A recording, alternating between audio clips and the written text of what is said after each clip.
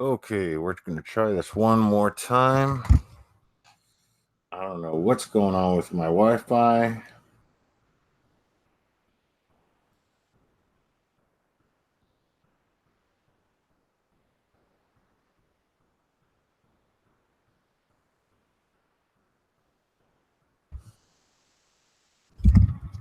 All right. Yeah, I don't know what's going on with my Wi-Fi, but it seems to be okay for now. And I am going to try to make this quick. So, yo, Minon, how you doing, girl?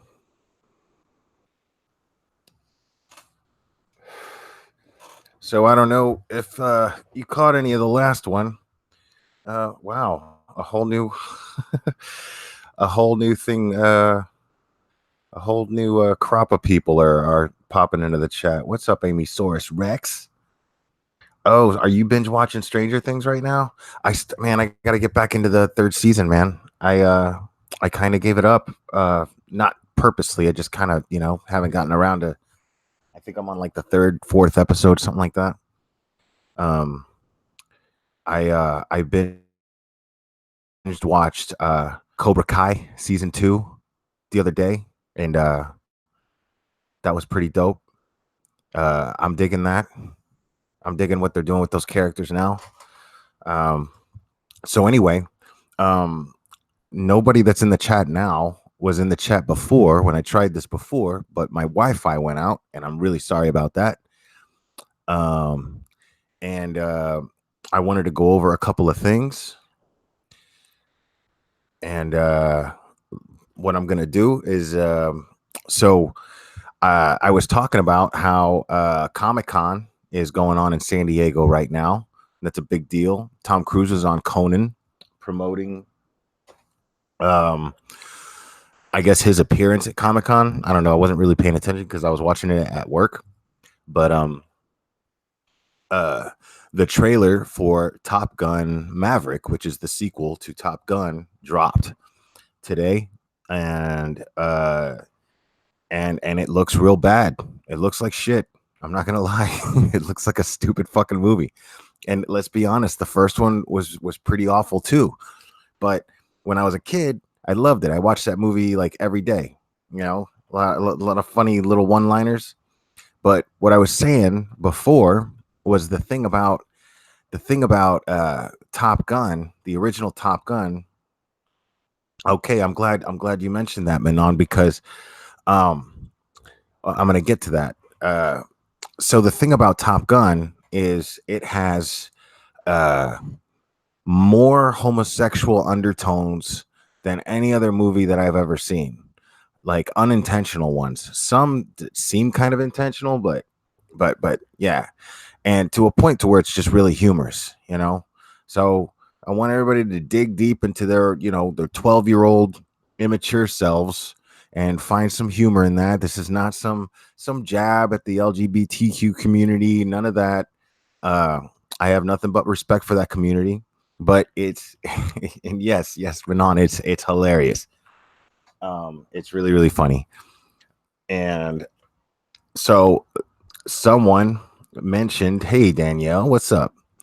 Someone mentioned and suggested, a couple of people suggested. And before I go on, I want to go ahead and repeat that email, because I do want everybody to use this email and contact me. I want it used for a couple of reasons. I want to be able to, and if you share a personal experience in the email, and I talk about it, you don't have to worry. I will definitely be respectful to you, and I will keep you anonymous. But if there's something that you want to talk about and you want to hear my opinion on something personal that's going on with you and what I think, I would love to be able to do that. But someone else also mentioned, I want to use that for ideas for what I'm going to do here on this channel. And a couple people suggested, because it resonated with them, that we talked about movies in one of our real laid back live broadcasts. and kind of like a book club, but with movies where uh, everybody kind of takes some time to watch a movie and then we talk about it the next live in the chat.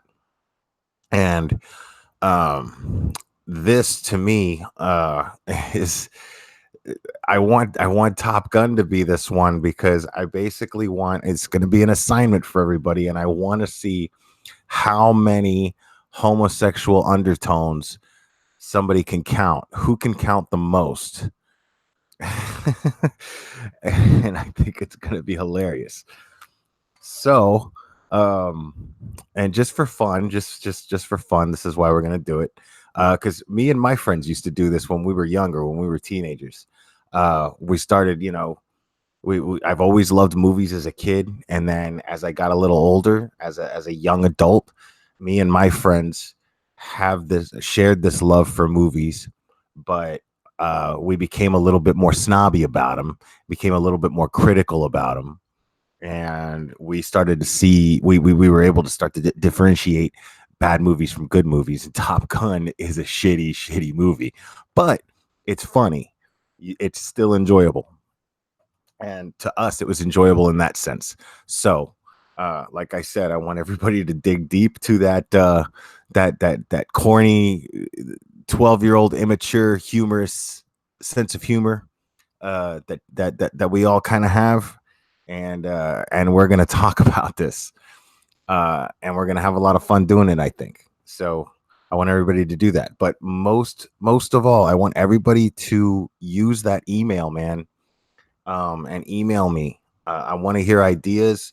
I want to hear personal situations, like little just bullshit things that's going on in your life that you know you feel like, am I crazy?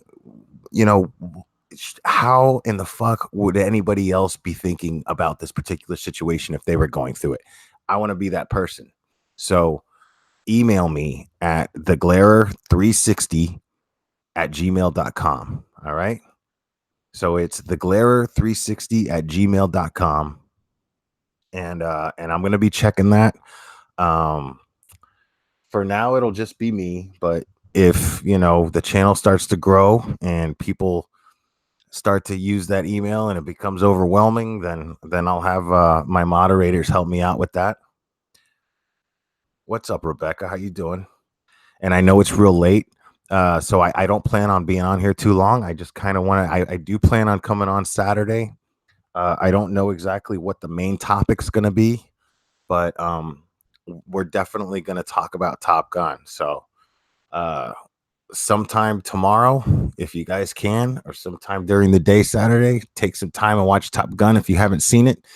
And Top Gun's the kind of movie that you probably, if you've seen it, you didn't only see it once. You've probably seen it a bunch of times. But rewatch it if you can. And we're gonna talk about it.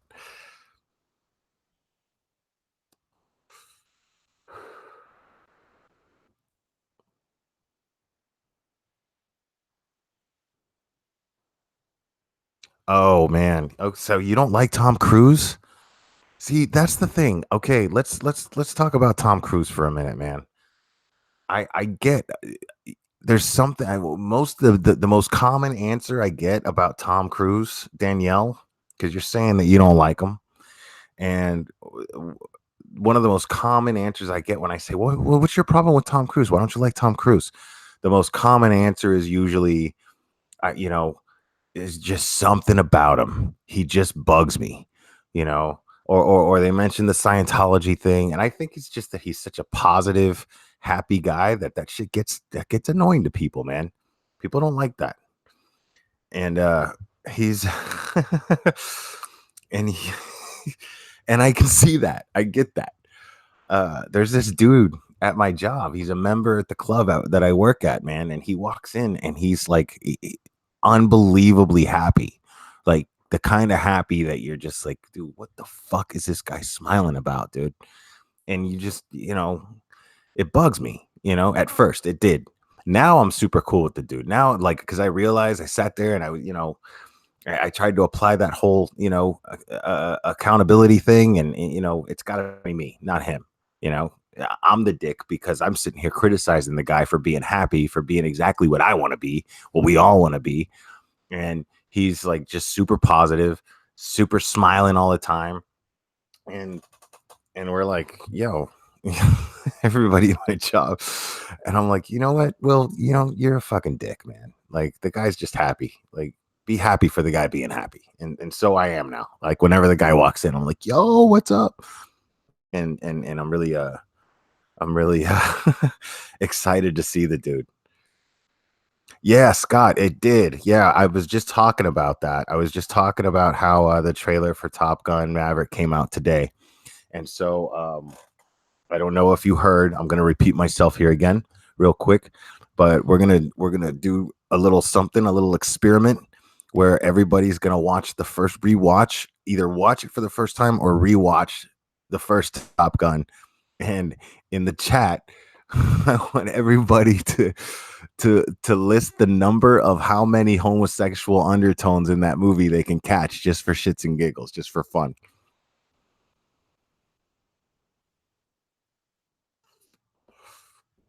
So, okay. So you don't agree with women who think he's this dreamy guy. What's up, AJ? Yeah, I don't I mean, I don't, I don't look at him in that sense here or there, but as a guy who appreciates action movies and appreciates an action movie that is convincing, that the action sequences are convincing, I admire the guy for doing all his own stunts. I mean, I think he's fucking crazy because I see him in these Mission Impossible movies rock climbing without a harness, and that is insane to me. That is insane that he does that.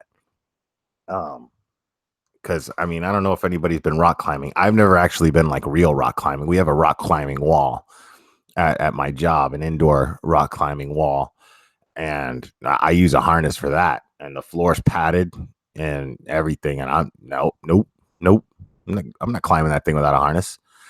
So the fact that he does that, like real rock climbing, thousands of feet in the air or hundreds of feet in the air, realistically,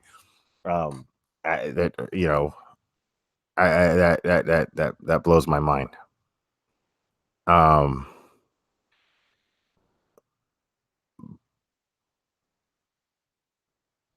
yeah, Jack Reacher. See, man, I was really disappointed with the Jack Reacher movies because I wanted them to be really action packed, and they weren't. The action sequences that were in the movie, I liked, but they weren't great. You know, they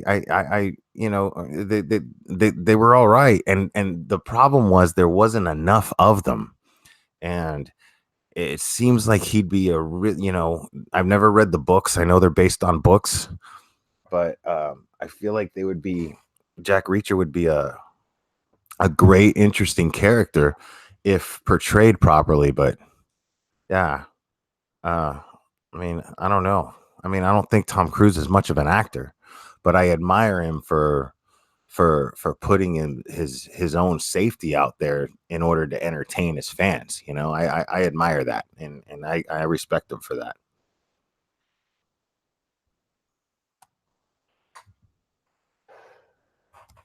But yeah, again, um I really want everybody who listens to this to really dig deep and use my email, man. Just reach out and you know drop me a line.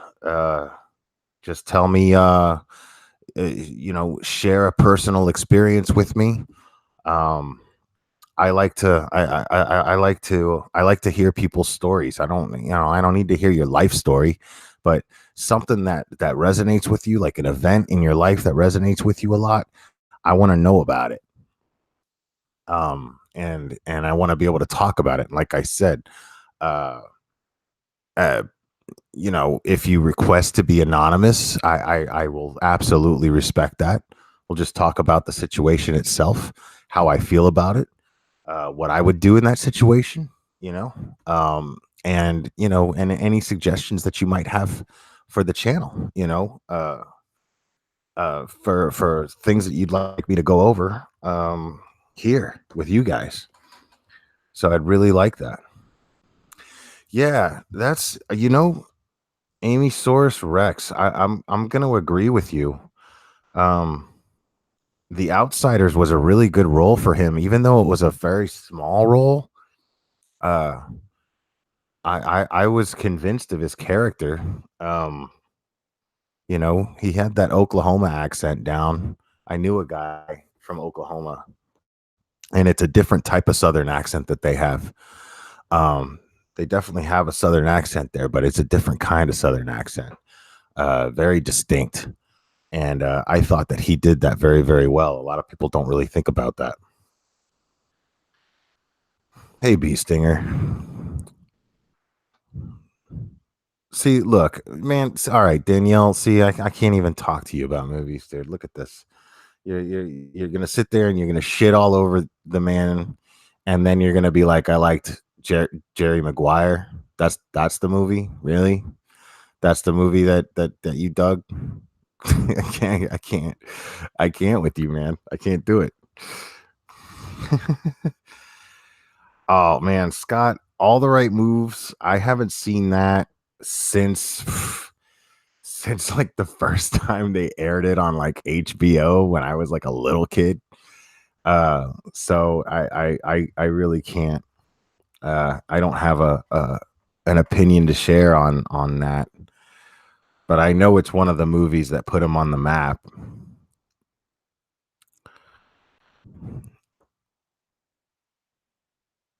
And let's see, hold on.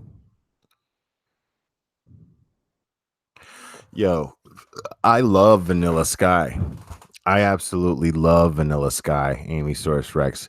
Now, a lot of people don't realize that it's a remake.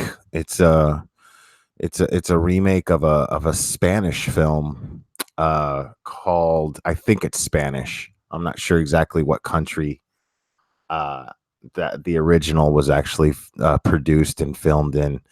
But it was called originally Abre los Ojos, which is Spanish for "Open Your Eyes." Which, if you're familiar with Vanilla Sky, that title makes sense. But it was I I like I like how Cameron Crowe put his own flavor on that. I'm not the biggest Cameron Crowe fan. Again, Jerry Maguire, no. I mean, it had some funny moments, uh, but it's just too fucking corny for me, man. I just I did something about Renee Zellweger, man. I can't look at her and listen to her talk for more than 30 seconds without getting annoyed.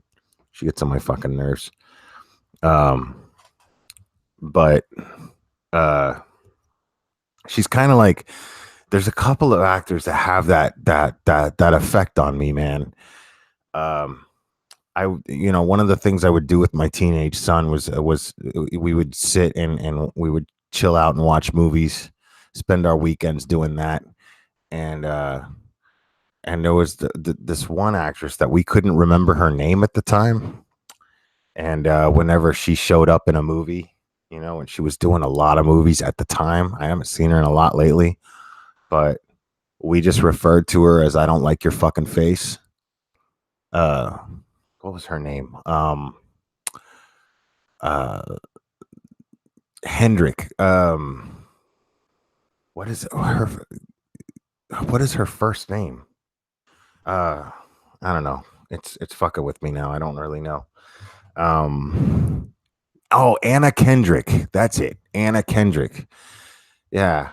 And we couldn't remember her name. I still can barely remember her name. Me and my son, he just referred to her as "I don't like your fucking face." We'd be like, "Oh, look, it's this movie with Sam Rockwell, and I don't like your fucking face." And that's just how we referred to her.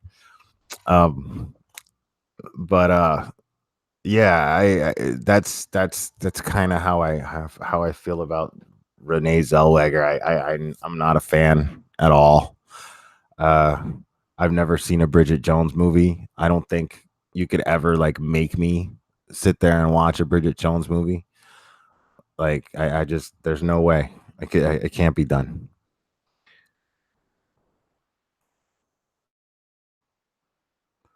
But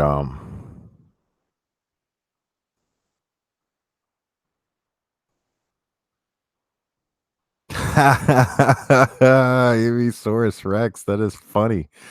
So you go to a punk dive bar where if you play Nickelback on the jukebox, you go to time out for 10 minutes, ostracized. I love it. Yeah, that should be a rule in any fucking bar. I don't. It definitely sounds like the kind of bar I want to hang out in. That actually reminds me of a really funny story. Me and a good friend of mine in Miami, we uh, we used to hang out at this bar where a very very good friend of mine was a bartender at, and we would go there quite often actually. And I remember one night after work at the tattoo shop, because he was an artist and I was a piercer. And one night we went over there and had a few beers, and we thought it would be really funny uh, to because I'm a big Ween fan. I like Ween a lot. Roger, not so much. He likes them, but not like I do. And uh, and it was one of those jukeboxes. You know, they're standard nowadays, but you know they're connected to the internet. It was like when they first started doing that, and it's connected to the internet, and the internet. You could search for anything. You just pay a full dollar, and you could basically play any song that you know. And so uh, we go and we search for Ween, and there's a track that they have called there's a song they have called "Poop Ship Destroyer," and there's a live version of that song that's about 25 minutes long, and it's basically just obnoxious noise, long, drab, obnoxious noise. And there's, you know, it's a jukebox, you can't skip the song. So we basically put everybody in the bar in a position to have to hear this, and it was not a Ween friendly bar, to say the least. So this definitely not a Ween friendly bar. Ween's the kind of band that you either love them or you hate them, and you hate them bad. But if you love them, you love them. I love them. But they we played this song, and there was a point where we thought we were going to get into a fight with a lot of people.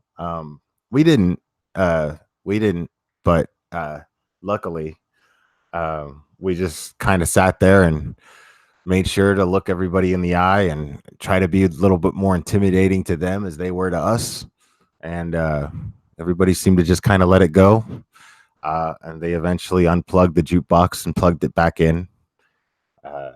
And luckily, you know, I was a regular there, and you know, it went over okay in the end. But uh, it was pretty funny to see the kind of effect that the kind of negative effect Ween can have on people who just generally have that bland everyday taste in music, that, you know, they call themselves music lovers and they think that they love music, but they don't really love music. They love certain songs that are presented to them and shoved down their throat every single day, and have no real interest in actually discovering new music or being uh, turned on to anything new.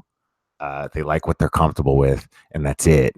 And it was a fun little experience to piss an entire group of people off with this mind frame, with this mindset. So we enjoyed that.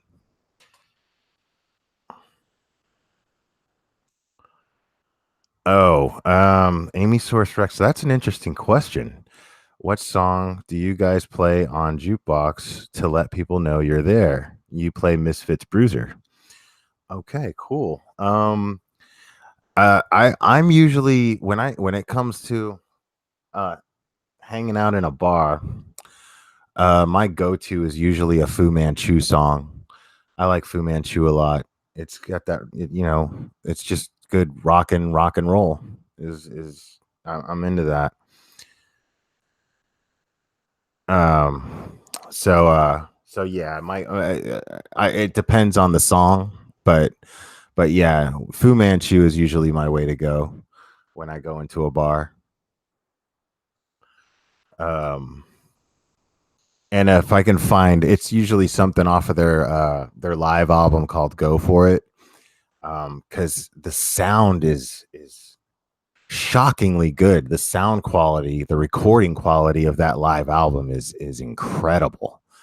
Um, you know, like if you're listening to it with some good headphones or earbuds and it's blasting, you're really getting what the sound that they are capable of, which I enjoy a lot.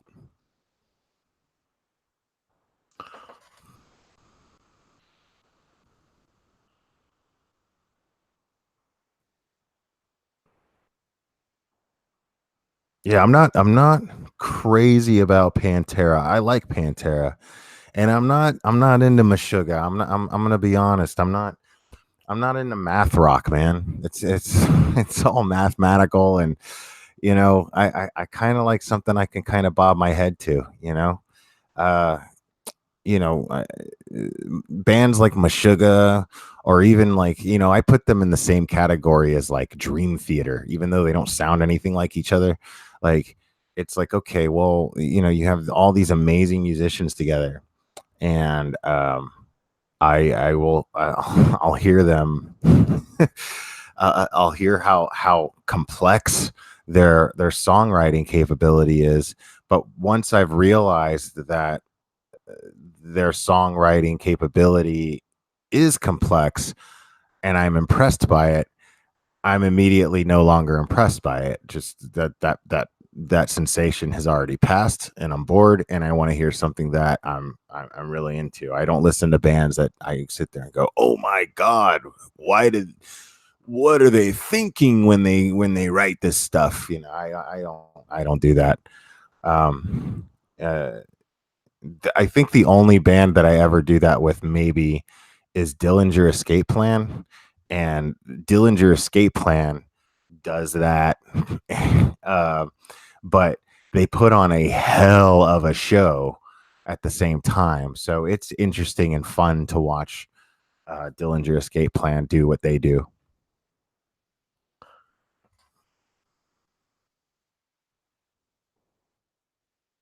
Hey, Jojo England. I'm doing pretty fantastic.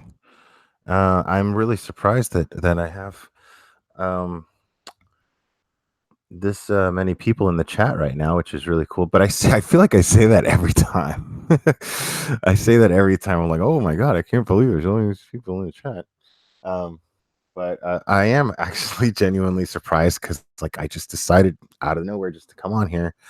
Um, and I really wanted to just reiterate because I took down the videos where I talked where I gave the email, but um, I hold on one second. Danielle, man, well, you're gonna have to school yourself, man. This is good shit. You know what I mean? It's good music. Um, that's that's the whole thing. You just you gotta want to hear new music, and it's out there. It's out there. You're not gonna find it by listening to the radio. That's for sure. Um, but going to shows is a good way to hear about new bands, and just local shows, hear local bands play that are trying to do their own thing, not cover bands. That doesn't count.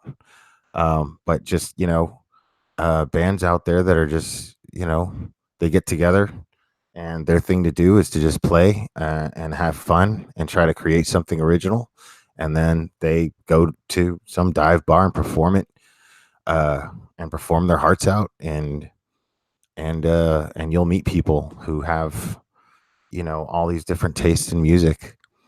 Um, and that's kind of how it happens. Uh, for me, mostly it was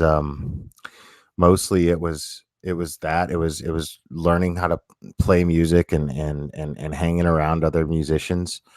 Um, and But mostly it was working at the tattoo shop, because there was nothing to do there but listen to music.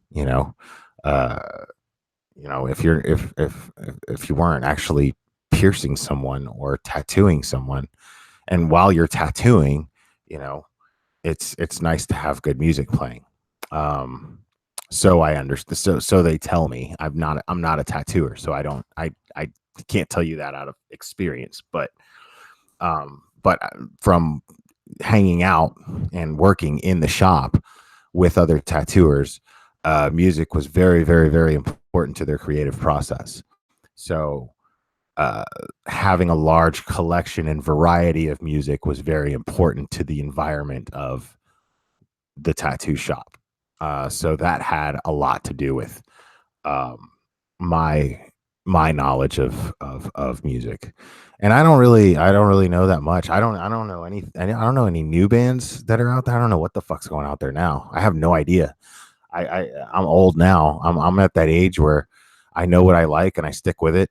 And you know, um, but I'm not out there listening to new music. I don't like when people try to shove new music down my throat and go, "You have to listen to this," and I'm just like, man, come on, man. Right away, I just get this attitude, and I don't. I'm like, man, music is a very, very personal thing.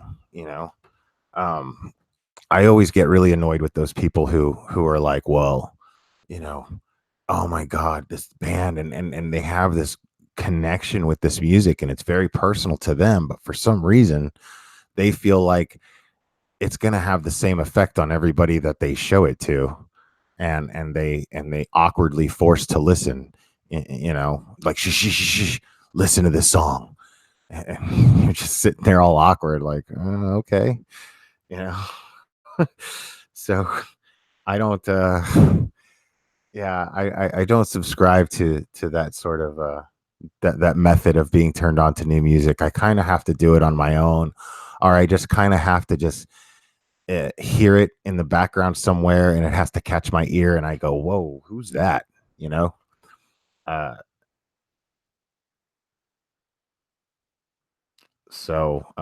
yeah, that's a good way of putting it, Amy Source. A rabbit hole of auditory curiosity. I like that. um, yeah. Exactly. Amy Source, you're saying that's because musical is an emotional connection. It's the reason we can tie time and space to a song. Yeah, yeah, I think I know what you mean by that. You're saying that we can identify certain events in our lives uh with uh, by hearing a song, the nostalgia that comes with that, and it's a very deep emotional connection when that happens. I agree. I absolutely agree.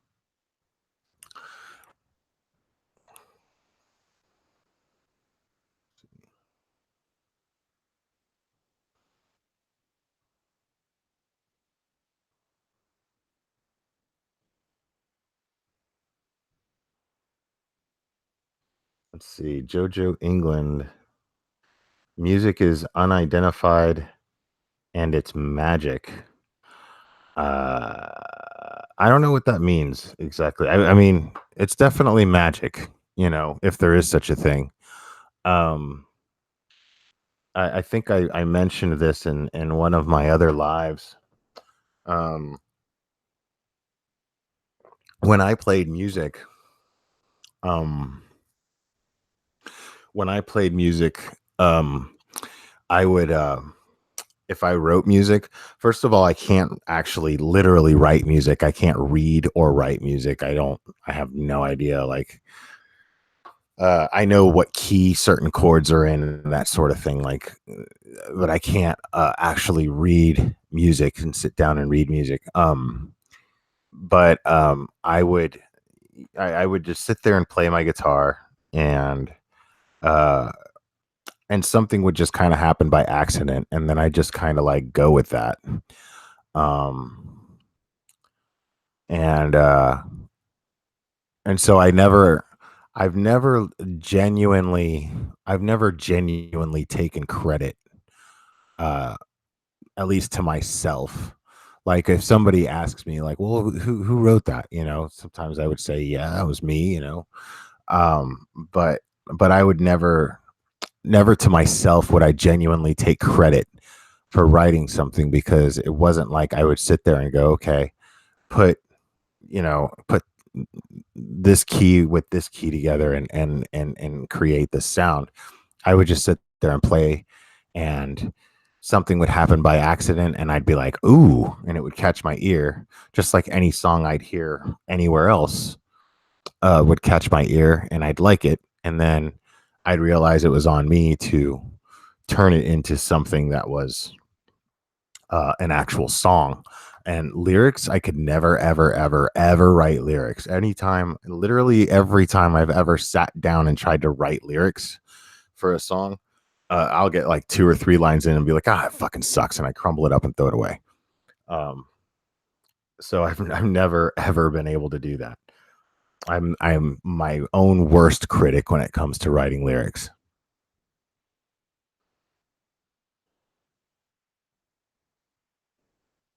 Yeah, JoJo England. Yeah, you're saying Elton John never read music, and that surprises me.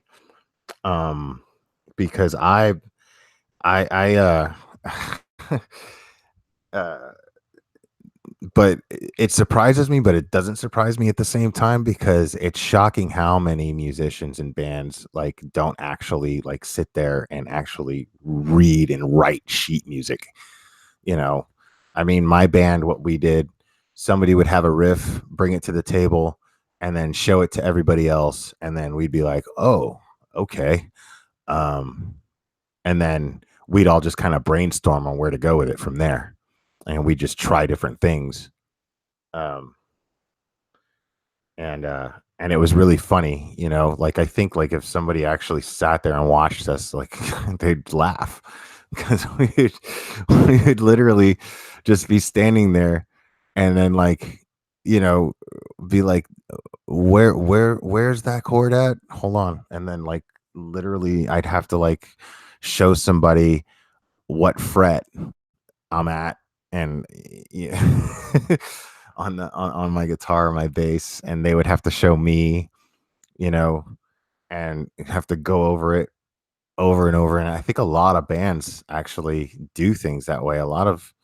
Uh, a lot of professional bands do things that way. Ironically,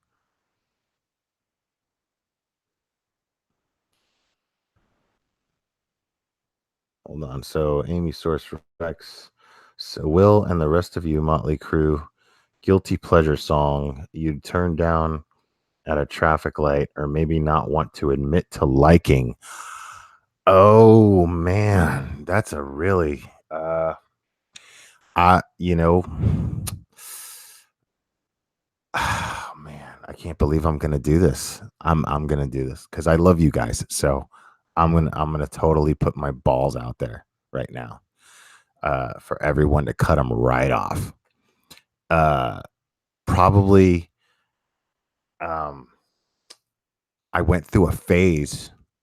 I was When I was drinking a lot of vodka. That might have a lot to do with it, but I went through a phase when I was drinking a lot of vodka where I would listen to that one really popular Katy Perry song.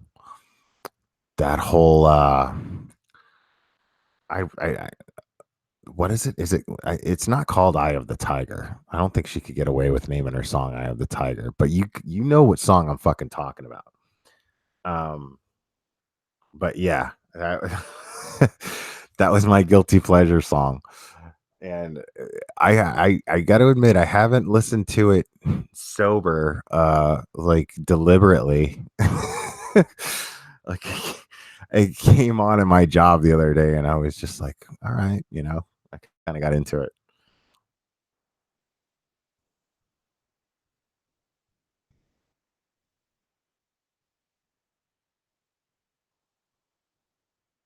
Music is copied, bought through generations, and if you like the end result, then it works. It's That's simplifying it a little bit for me. I don't know about that. I mean, I think that I definitely feel that music is definitely influenced by other music. Any original music is definitely influenced by other music, not necessarily copied, but influenced for sure. Because there's bands out there that just don't sound anything like anybody else. You know, there's people out there doing things with the guitar that nobody ever thought could be done with a guitar or a keyboard or a set of drums. It's pretty amazing what people can do. um it's pretty amazing what the imagination can actually manifest into reality. And that always blows my mind.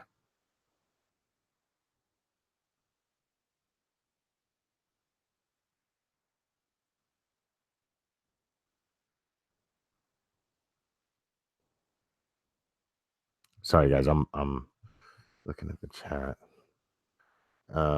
So Danielle, you're saying your music taste is so bipolar that you listen to everything from EDM to metal to country, rap, and 80s hair bands. Um, that's what's really funny is like when I just want to hear music. Yes, yeah, Roar is the song, by the way. But when I just want to hear music, um, and I can't really decide on what I want to hear. I don't really. There's nothing that really makes me go, "Oh man, this is what I really want to hear. I'd love to hear this right now." Um, there's my go-to is just 80s pop. Honestly, like I can either ignore it or enjoy it. Those are like hits that I don't get sick of for some reason. You know, uh, like Crowded House and Tears for Fears and Simple Minds. Those kind of bands, Duran Duran. I just never get sick of that stuff. Like I said, sometimes I'm not really into it, but I just yeah. So like I said, I could just ignore it, and you know, um, I get excited when a Huey Lewis song comes on. I still get excited. Doesn't matter what song it is either. Like I love Huey Lewis in the News. I don't know why. Um, and Our House from Madness. Like when that song comes in, the bass from the lower keys of the piano, uh man, the sound is just that song just comes in with so much authority, and I love it. Gets me hyped immediately. Yeah, man, back in time, Huey Lewis, that's my shit. Steve, okay, Michelle, I, I'm not a Steve Vai guy at all. I'm not a Steve Vai fan or a Joe Satriani fan or Ingmar Malmsteen fan, or I don't even know how you say his name. I'm not into that shit because that to me that's just show off rock. It's not. They're not actually putting out songs. They're creating something for the sole purpose of people to go, holy shit, that guy can play. And like once I make that, I was saying that earlier. Once I make that decision in my mind where I realize that I'm impressed, uh, that goes away just as quick as it happens, and then I'm just no longer really impressed, and then I just want to hear a song, like a real song. And it doesn't have to be a song that has words and music. There's this band that I really really love, and they're totally instrumental. They're called Pelican, and I could listen to those guys all day, man. Pelican is amazing.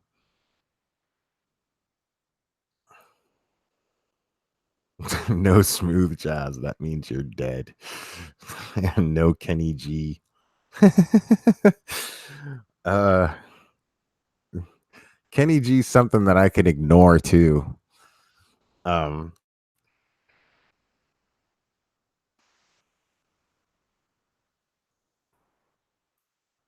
wow, this is cool. I never thought that I would spend one of these lives just sitting here talking about music.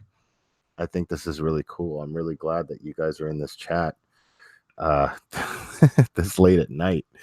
Um and talking about this with me because I really like talking about music. I like talking about music almost as much as I like talking about movies. Um wow, that's funny, Jojo, that you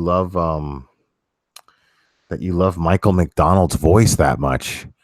Uh it's definitely unique. Nobody sounds like Michael McDonald. I'll give you that. but um but yeah, I mean, I guess he wouldn't be as famous as he is and as much of a legend as he is unless uh there were people out there who felt that way about his voice. um but yeah, there's a couple of songs, yeah, that What a Fool Believes song, that's really nostalgic to me. That's like one of my earliest musical memories, so when that comes on, I get into it. I remember being a little kid and seeing and knowing who Michael McDonald was and knowing who the Doobie Brothers were, and then I was watching like a, a rerun of, well, that's ironic that I just said that. It was a rerun of the show What's Happening. There's a character on the show named Rerun. But I was watching I was watching an episode of What's Happening, and it was just the Doobie Brothers were like guests, and and they and then the episode is about how Rerun was gonna like bootleg the concert, and then they ended up beating the Doobie Brothers, and the Doobie Brothers like addressed them and was like, "Man, that's not cool. We make our living doing that, man. You can't just record our stuff and go out and sell it." And it was the Doobie Brothers, man. It was funny to me, and I'm not a Doobie Brothers fan at all. Um, but I remember seeing that, and then they like performed at the end of the episode, and Michael McDonald was like singing, and I was like, "Holy shit!" And I was living with foster parents at the time. I remember I was 12, and I remember going, I remember, and they were like these old hippies, and I remember saying, "Holy crap!" Michael McDonald is one of the Doobie Brothers. So is his name actually Michael McDonald Doobie? And they laughed so hard because I didn't catch the marijuana reference because I was 12. I didn't catch the marijuana reference in their name. The Doobie Brothers, and they just kept laughing at me. Yeah, Michael McDonald Doobie, ha ha, and I'll never ever forget that. Um, yeah, they were cool people. They still are. I'm just not very much in touch with them, but their names were Peppy and Cheese, and yeah, they took me into their home when I was a young lad, and I learned a lot during that time. It was great. Um, but yeah, that was my discovery of the Doobie Brothers just being a clever name.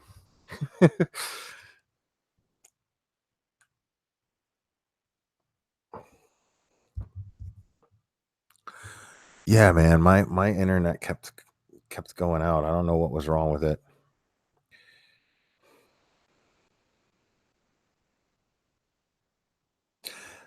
Oh, yeah. So what was yeah, that's a good idea right there. Thanks for saying that, Jojo. So Echo and the Bunnymen. I don't think I've ever heard an Echo and the Bunnymen song in my life, but you did give me the idea. I want to know what everybody's first concert was. What was everybody's first concert? Go ahead and lay that in the chat for me because I'm really interested in knowing that.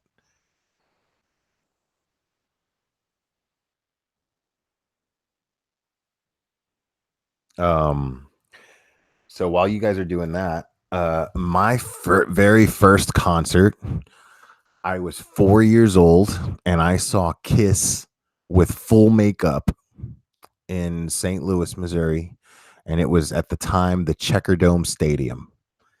And I was a huge Kiss fan. I loved the theatrics of Kiss when I was a little kid. And I was the only kid I knew that loved Kiss the way that I did.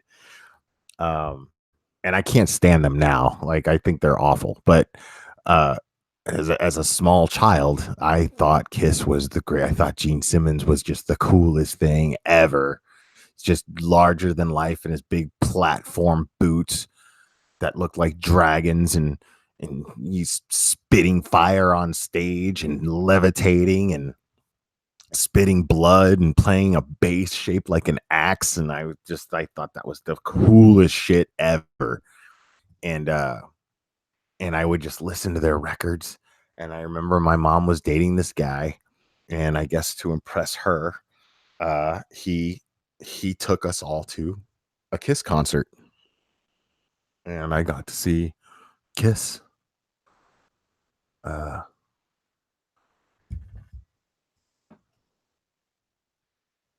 so is everybody listing their first show? Let's see. Oh, I knew I would love this question, so I'm loving these answers. So AJ Richard Marx. Wow. My brother saw Richard Marx in concert. I had no interest, but my brother and I are very different people.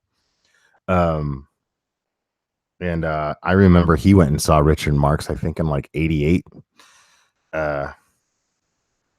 Scott, the Eagles. Wow, that's impressive. I'm not a big Eagles fan, but to say that you got to see the Eagles live is a pretty cool thing to say. Guns N' Roses.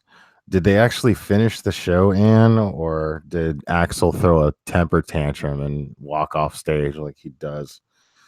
If you actually got to see the whole show, you're lucky. I'm impressed. Um,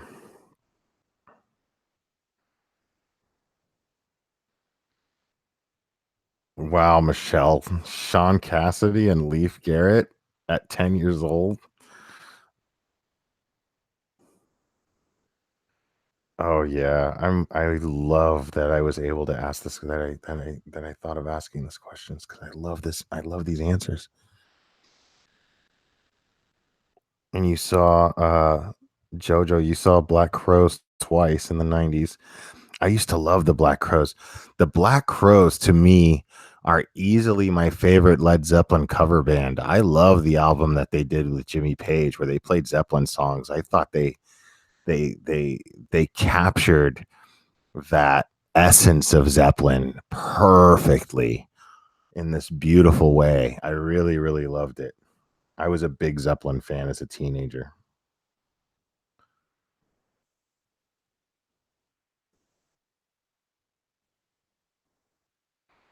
Oh, Scott, I was never much of a cult fan.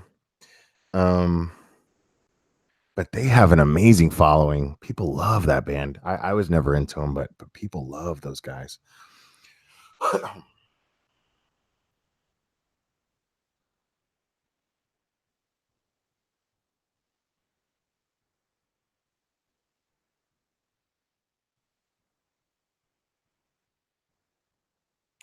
Yeah, man. The Black Crows, man. It's a shame that they have that sibling feud